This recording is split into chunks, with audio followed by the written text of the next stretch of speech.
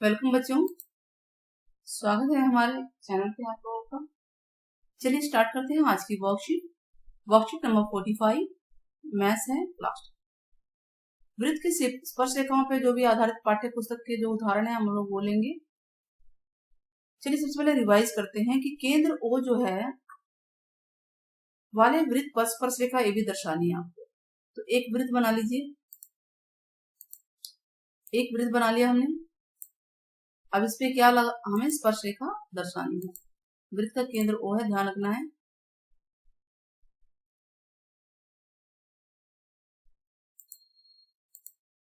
ठीक, तो ये स्पर्श रेखा दर्शा आ गई। तो क्वेश्चन नंबर 1 के लिए है ये, क्वेश्चन नंबर 1 के लिए है। केंद्र O है ये, और ये हमारी स्पर्श रेखा है जो बी बिंदु हमारा स्पर्श बिंदु है। यहाँ पे ए नाम हम दे देंगे। ठीक, वैसे किसी वृत्त की स्पर्श रेखा उसकी छेदक रेखा के समांतर हो सकती है कि नहीं उसकी? हाँ, ये हो सकती है। अगर मैं छेदक रेखा ऐसे बना दूं तो ये समांतरित हो गई, इसके होगी ना, तो इसका मतलब ये हो सकती है। तो सेकंड क्वेश्चन के लिए हमें छेदक रेखा बनाना पड़ा था, वैसे जरूरत नहीं है।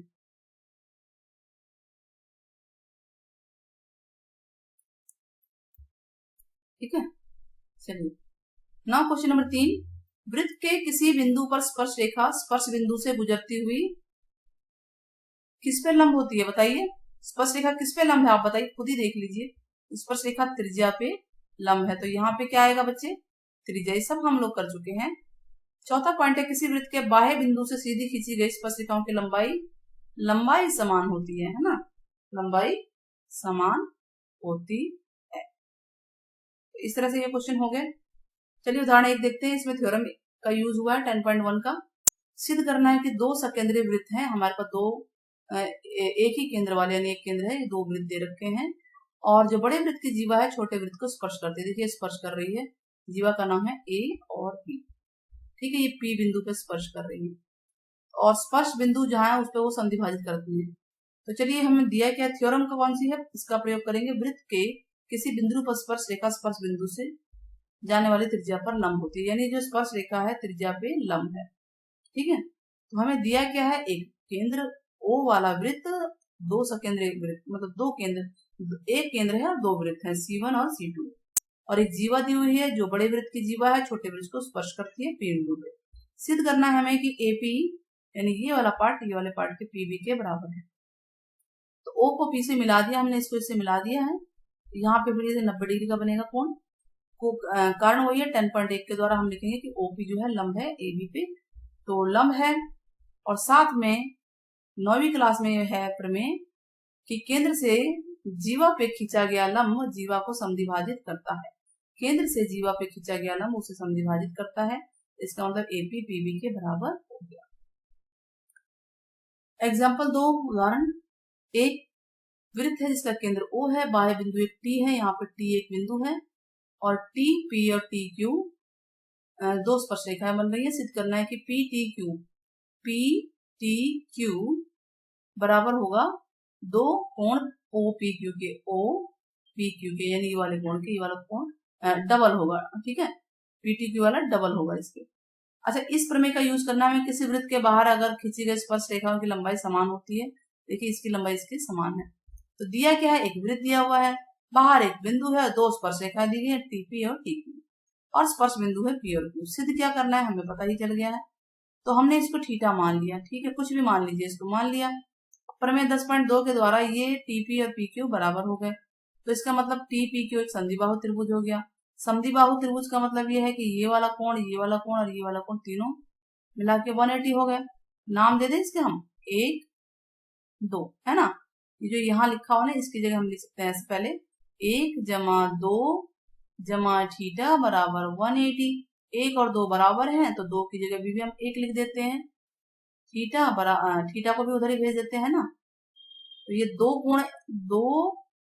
कोण 1 बराबर हो जाएगा 180 माइनस थीटा, तो कोण 1 हो जाएगा 180 माइनस थीटा बटा 2, और अलग अलग कर देंगे तो ये 180 बटा 2 90 होता है, 90 माइनस थीटा बटा 2, तो ये ऐसे आया। अच्छा, 10.1 प्रमेय के द्वारा ही हमने ये किया कि ये आ गया हमारे पास OPT, पी टी जो है लंब है 90 डिग्री, हमें ये पता है। ये देखिए ये वाला जो है पूरा 90 डिग्री है, तो 90 है तो ये कोण एक तो हमारा पता चल गया 90 माइनस थीटा है, इसका नाम हम 3 दे देते हैं। ठीक है, तो कोण 3 अगर हम ये कहें कि कोण 1 जमा कोण 3 पूरा 90 डिग्री है कि नहीं, तो ओपीटी का मतलब यही है कि 1 जमा 3 लिख देते हैं। यहाँ पे हम जो इतना सारा लिखा है इसकी जगह हम ऐसे लिख सकते हैं, कोण ओपीटी बराबर है कोण 1 जमा कोण 3। ठीक है, यही है ना। तो कोण 3 क्या हो जाएगा, ओपीटी माइनस ओपीटी की तो वैल्यू 90 है, तो 90 में से 1 घटा देंगे एक कोण, तो ये कोण 3 का मान आ जाएगा। तो 90 माइनस कोण 1, और कोण 1 तो हमने निकाल रखा है, कितना है 90 माइनस थीटा बटा 2। अब ब्रैकेट खोल लीजिए, 90 माइनस 90 प्लस थीटा बटा 2, ये तो कट गया, ये आ गया थीटा बटा 2। देखिए ये थीटा आया था और ये आ गया थीटा बटा 2, तो हो गया ना प्रूफ, ये डबल हो गया ना उसका, कि नहीं हुआ। यस, तो इस तरह से हमारा ये आंसर आ गया। नाउ उदाहरण नंबर 3, चलिए स्टार्ट करते हैं। उदाहरण 3 देखते हैं।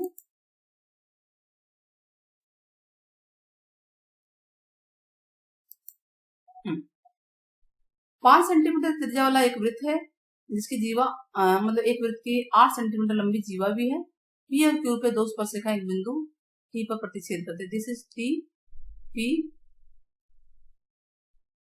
और क्यू, और ये ओ है, ये 5 सेंटीमीटर है। ठीक है, टी पर प्रतिच्छेद करती है, टीपी की लंबाई निकाली, यानी इसकी हमें लंबाई निकालनी है। अच्छा, और क्या है, 8 सेंटीमीटर की जीवा, ये पूरी जीवा 8 है पी क्यू। तो हमें दिया क्या है, हम देखिए ओटी को पहले तो मिला देंगे, इसको मिला देंगे, ये मिला रहे हैं ना, इसको हमने मिला दिया। पी क्यू को आर पर प्रतिच्छेद कर रहा है, इसका हमने नाम आर दे दिया। अब हमें ये पता है कि टीपी क्यू जो है वो एक समद्विबाहु त्रिभुज है, क्योंकि देखिए ये इसके बराबर होता है, क्योंकि टीपी बराबर है पी क्यू के। समद्विबाहु त्रिभुज है तो इसका मतलब ये वाला कोण इस कोण के बराबर हो जाएगा। तो पीटी क्यू कोण का अर्धक है, मतलब पी टी क्यू का कोणार्धक, मतलब इसका मतलब ये है कि ये दो कोण बाइसेक्ट होते हैं, आपस में आधे आधे हो जाते हैं। अगर बीच में लाइन खींचते हैं तो ये जो लाइन है टी क्यू, इसको 2 भाग में बांट रही है, इस कोण को यहाँ पे और यहाँ पर 2 भाग में बांट रही है। ठीक है, अब कई सारी चीजें आ रही है। देखिए ओपी लंब है टीपी पे, हमें ये पता है, और दूसरी बात जो ओटी है वो पी क्यू पे लंब हो गई है, आपस में लंब हुए 90 डिग्री पे भी है ये। ठीक है, ये लंब है, ये आपको ध्यान से करना भी है इसको। तो ये है लंब। हाँ, और ये समद्विभाजक भी है। देखिए केंद्र से लंब अगर जीवा पे खींचा जाएगा तो ये समद्विभाजित करेगा, ये पूरा 8 है तो आधा आधा 4 4 हो जाएगा। ये हमने अभी भी किया है, तो पी आर और आर क्यू आधे आधे हो गए, 4 4 हो गए। ठीक है, ध्यान देना है, हमें हमारा लक्ष्य क्या है, टीपी को निकालना, टीपी तक पहुंचना है। टीपी तक पहुंचने के लिए हमें इसी तरह से पहुंचना होगा। ओ आर बराबर क्या होगा, ओ आर हम देख रहे हैं, अब ये देखिए ये समकोण त्रिभुज बन गया, ये वाला बन गया ना। तो समकोण त्रिभुज में ये कर्ण है 5, और ये ओ आर हमें निकालना है, तो ओ आर क्या होगा, OP square minus P R square, यानी 5 स्क्वायर माइनस 4 स्क्वायर, टोटल 3 आ जाएगा। ओ आर 3 आ गया, यानी ये हमारा 3 आ गया, 3। चलिए हमने निकाल लिया। अब हम इसकी बात करते हैं कि देखिए ये वाला भी 90 हिस्सा है, तो ये बताइए कि ये जमा ये 90 होगा कि नहीं होगा, यानी पी टी आर और टी पी आर ये भी 90 होंगे, यानी ये 90 होंगे। साथ में ये जो हिस्सा है और ये हिस्सा भी 90 है, क्योंकि ये त्रिज्या जो है तो क्या बोलते हैं, स्पर्श रेखा पे लंब होती है, यानी टी पी आर जमा आर पी ओ भी 90 हो गए। तो दोनों में से टीपीआर कट जाएगा तो आरपीओ इसके बराबर आ गया। अब त्रिभुज समरूप हो गए, त्रिभुज में 2 चीजें चाहती हैं, 2 कोण चाहिए थे, समरूप हो गए, तो दोनों का लंब आधार ले लेते हैं, टीपी बटा पीओ बराबर हो गया आरपी बटा आर ओ, तो यहाँ 5 आ जाएगा, 4 आ जाएगा। आप इसको इधर भेज दीजिए, देखिए टीपी हो गया, पीओ की वैल्यू 5 है, आरपी की वैल्यू 4 है और आर ओ है 3। थोड़ा सा जल्दी हमने करवा दिया इसे, 4 बटा 3 गुणा 5 यानी कि 20 बटा 3 सेंटीमीटर। है ना, इसकी प्रैक्टिस जरूर करना। नाउ क्वेश्चन नंबर 1 में हमें बताना है, जितने भी उदाहरण में प्रमेय आई है सबको बताना है। तो देखिए, एक तो 10.1 प्रमेय आई ऊपर, है ना, 10.2 आई, तो उसको तो आपको लिखना ही है। तो क्वेश्चन नंबर 1 में 10.1 प्रमेय और 10.2 प्रमेय आपको पूरी स्टेटमेंट उतारनी है यहाँ पे। इसके अलावा आप बताएंगे, जो क्या बताएंगे, बताइए, वो आएगा ना, त्रिज्या जो है स्पर्श रेखा पर लंब होती है। तो आप ये बताएंगे प्रमेय, कौन सी प्रमेय आई थी, कि त्रिज्या स्पर्श रेखा पर लंब होती है। उसके अलावा आया था, देखिए, समरूपता वाला आया था। समरूपता वाला भी तो आया था ना हमारा। समरूपता क्या था, यदि दो त्रिभुजों के लिख देते हैं यहाँ पे, के दो कोण समान होते हैं तो त्रिभुज समरूप होते हैं, है ना। यही सब आया था जी। हो गया हमारा काम। ठीक, अब क्वेश्चन नंबर हम 2 पढ़ते हैं। क्वेश्चन 1 खत्म हो गया, क्वेश्चन 2 देखते हैं क्या कह रहा है। एक बिंदु है Q बाहर और वृत्त की स्पर्श रेखा की लंबाई 24 है और Q से केंद्र की दूरी 25 है। त्रिज्या निकालनी। तो चलिए हम बनाते हैं, सबसे पहले तो वृत्त बनाते हैं। तो वृत्त बना लेते हैं, फटाफट ड्रॉ कर लेते हैं। ये वृत्त बन गया। अब एक हम क्या बनाना है, हमें स्पर्श रेखा बनानी है, बना दी। ठीक, केंद्र ले लेते हैं, केंद्र से इसकी दूरी भी ले लेते हैं। तो ये केंद्र से दूरी, मान लीजिए केंद्र यहाँ है। ठीक, तो ये इसका नाम था O।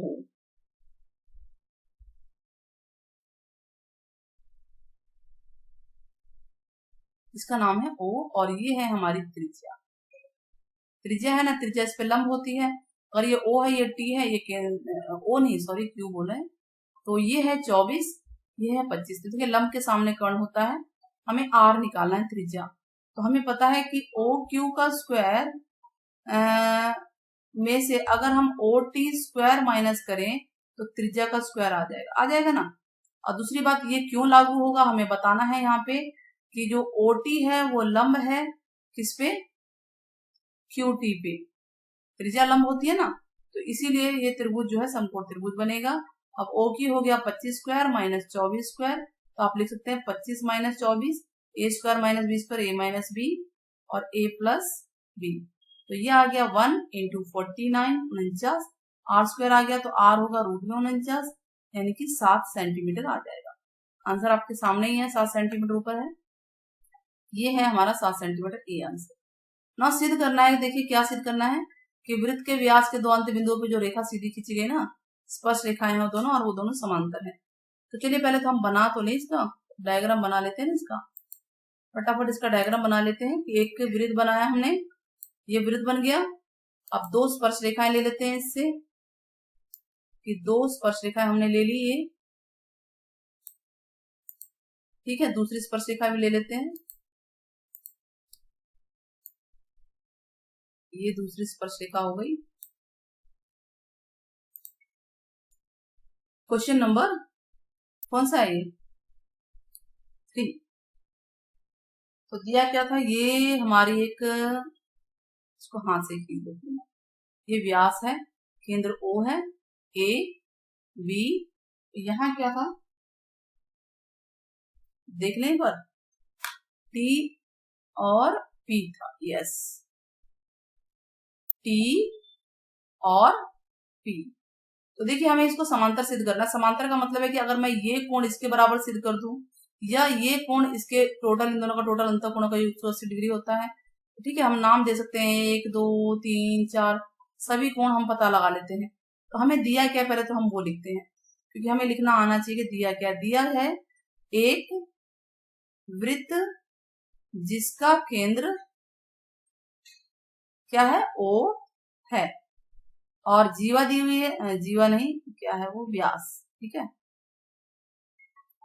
व्यास दिया हुआ है, व्यास ए बी दिया हुआ है, वह दो स्पर्श रेखाएं है ना बच्चों, दो स्पर्श रेखाएं हैं, कौन कौन सी, AT व BP। आपको जो अगर दिख रहा है देख लीजिएगा, ये TP ही लिखा हुआ है ना, कोई दिक्कत नहीं, वैसे उसमें नाम में कोई दिक्कत नहीं है। अब हमें सिद्ध क्या करना है बच्चों, सिद्ध करना है, हमें सिद्ध करना है कि जो AT है वो पैरेलल है, समांतर है BP के। तो चलिए हम इसका हल करते हैं। इस तरह से ही लिखना है आपको, क्योंकि दिया है, सिद्ध करना है, आपको पता होना चाहिए क्या लाना है। तो हमें ये पता है, देखिए OT जो है लंब है, OT नहीं OA लंब है AT पे, और O भी लंब है किस पे, BP पे, क्योंकि त्रिज्या जो है लंब होती है स्पर्श रेखा पर। क्लियर हो गया। तो त्रिज्या स्पर्श रेखा पे लंब होती है, स्पर्श रेखा त्रिज्या पे लंब होती है, एक ही बात है। तो अगर ये लंब है तो ये कोण एक कितना होगा, हमने 1 2 3 नाम दे दिया। कोण एक हो गया 90 डिग्री, कोण 2 भी 90 डिग्री है, ठीक है, कोण 3 भी 90 डिग्री हो गया, और कोण 4 भी 90 डिग्री हो गया, सारे कोण 90 है। तो कोण 1 बराबर कोण 3 हो गया, 90 डिग्री है। हम क्या बोल सकते हैं इसे, अंतः एकांतर कोण। आप 1 जमा 2 को भी जोड़ सकते हो, वो 180 डिग्री होगा। ठीक है, ऐसे ही कोण 2 बराबर कोण 4 है, 90 डिग्री है, रीजन यही अंतः एकांतर कोण, देखिए Z बन रहा है। और अगर हम देखें तो कोण 1 जमा कोण 2 जो है 180 डिग्री बन रहे हैं, अंतः कोणों का योग। तो अंतः कोणों का योग 180 डिग्री बन गया। तो इसका मतलब ये है कि हमने क्या सिद्ध करना था, AT समांतर है PP के, ये हमने प्रूफ कर दिया, हैंस प्रूफ। ठीक है, इस तरह से हमारा ये पूरा हो जाता है। काफी लंबी वर्कशीट थी ये, बच्चे आप लोग ध्यान से देखिएगा, कमेंट में बताइए कैसी लगी वीडियो। अगर अच्छी लगी तो प्लीज सब्सक्राइब जरूर कीजिए, देखते तो हैं सब्सक्राइब भी कर दीजिए, और ज्यादा से ज्यादा शेयर कीजिए, यही हमारी रिक्वेस्ट है। मिलते हैं जल्दी ही नेक्स्ट वीडियो में आपके लिए, आपके साथ।